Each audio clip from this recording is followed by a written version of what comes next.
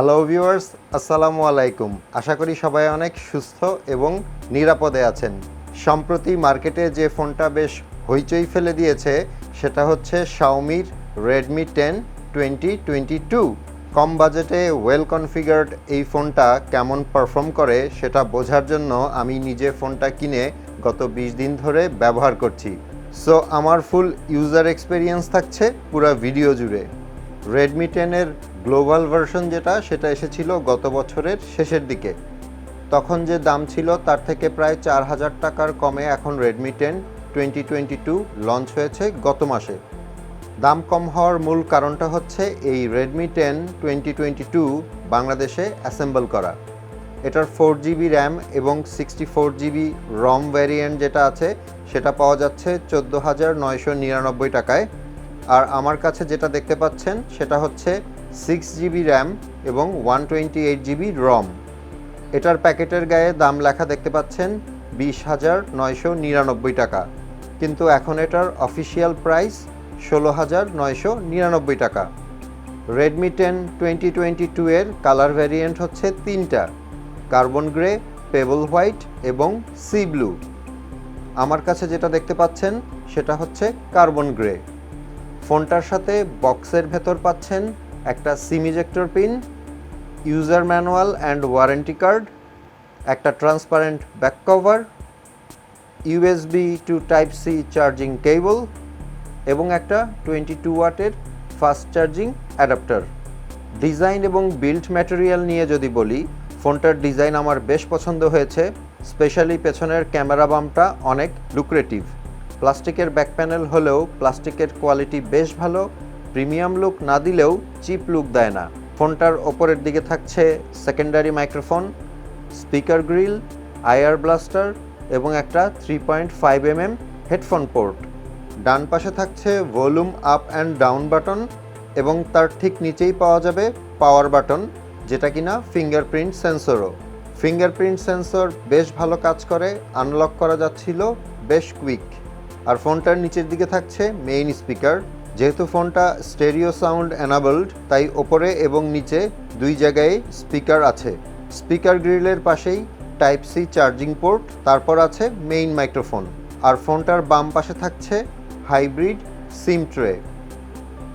এখন এক ঝলকে ফোনটার আন্ডার দ্য হুডস স্পেক্সগুলো দেখে নেই। অপারেটিং সিস্টেম থাকছে Android 11 MIUI 12.5 version. MediaTek Helio G88 processor use করা হয়েছে, যেটা 12 ন্যানোমিটারের। অক্টা কোরের সিপিইউ থাকছে, আর জিপিইউ হিসেবে থাকছে মালি G52 MC2।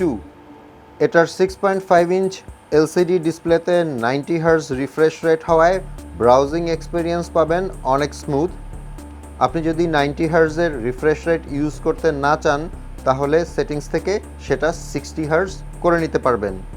আর ডিসপ্লে রেজুলেশন ফুল এইচডি হওয়ায় ভিডিও ভিউইং এক্সপিরিয়েন্স বেশ ভালো ছিল। ডাইনামিক রেঞ্জ একটু কম হলেও কালার এবং কন্ট্রাস্ট বেশ ভালো।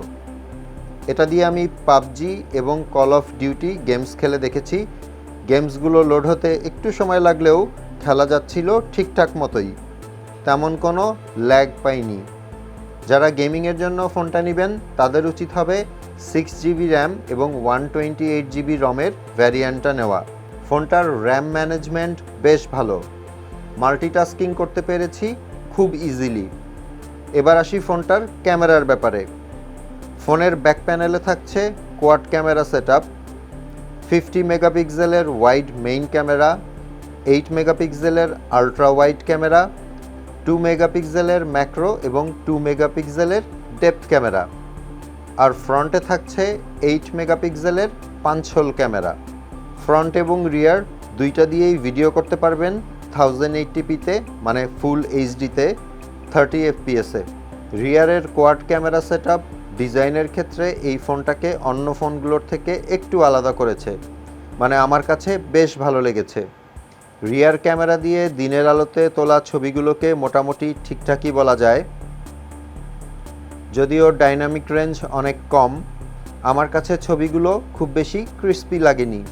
ডিটেলস যদিও ঠিকঠাকই লেগেছে, আর লো লাইট এবং রুম লাইটের ছবিগুলো কিছুটা ফ্যাকাশে লেগেছে আমার কাছে।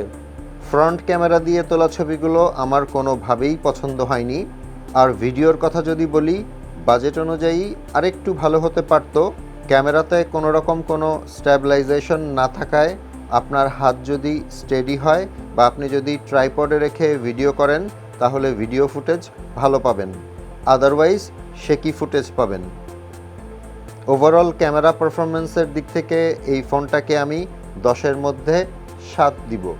5000 mAh-এর ব্যাটারি থাকায় একবার ফুল চার্জে অনায়াসে 1.5 থেকে 2 দিন চলবে যদি আপনি নর্মাল ইউজার হন। আর হেভি ইউজার হলে একবার ফুল চার্জে 1 দিন যাবে, সে ব্যাপারে কোনো সন্দেহ নেই।